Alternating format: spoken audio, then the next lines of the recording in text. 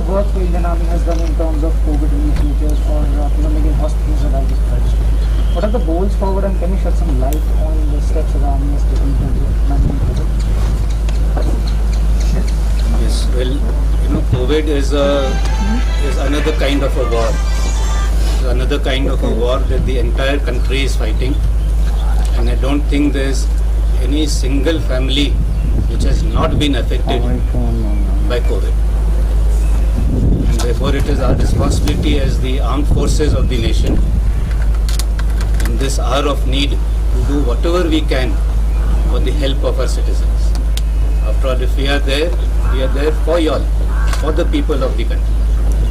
And therefore we have left no stone unturned, we have spared no resources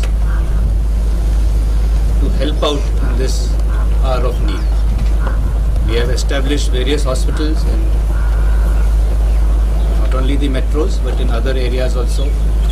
We have helped the local administration in setting up additional beds, in repairing their oxygen plants, in providing oxygen cylinders, to the extent that we have even pulled out our medical staff, our doctors from less affected areas and deployed them in the more high pressure stations and areas where there were more COVID cases.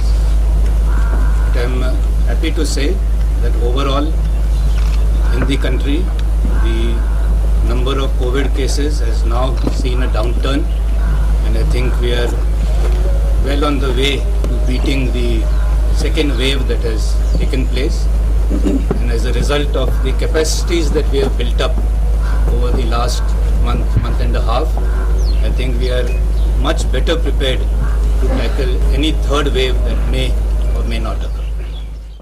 Sir, as you see a free agreement between India and Pakistan for all these 100 days, how do you read the situation along the line of control and seeing the behavior of Pakistan in 100 days? Should we trust them, or what more do you expect from them?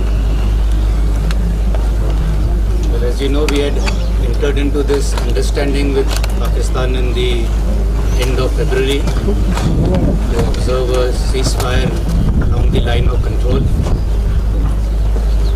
The ceasefire as of now is holding, and the responsibility, I would say the onus of making sure that the ceasefire holds is squarely on Pakistan. We are willing to observe the ceasefire as long as they do so. But while the ceasefire is on, the other activities that they are indulging in, that is the terror infrastructure which is there on the other side of the LC, the terrorist camps, the terrorists, that continues. And therefore there can be no slackening as far as we are concerned in our levels of preparedness or alertness. As far as the other question you asked regarding trust, trust is a very difficult thing to come by, and it takes a very long time to develop. And there have been decades of mistrust between Pakistan and India, and obviously the situation on that score cannot change overnight. However, if the ceasefire continues, if they continue to observe the ceasefire in letter and spirit, if they stop and desist from trying to push terrorists across and foment trouble in India, then all these small steps will definitely go incrementally to build up that level of trust between the two countries. So as I said, the onus is entirely on Pakistan to build up whatever we have achieved so far. Sir, what's your message for the youth of Kashmir? I just made a slight mention of it in the previous answer. I think after such a long time, we have reached a situation where peace and tranquility prevails, where people are able and in a position to pursue their dreams and their aspirations.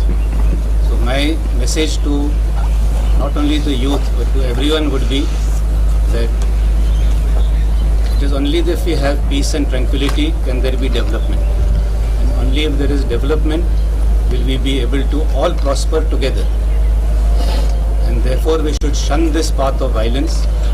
It does not get you anywhere.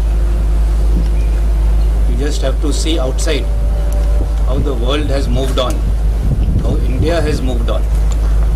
And therefore embrace the future. And the world over, the future lies in shunning violence. And if we do that, it will only hasten the process of ushering a new era of development and prosperity in the state.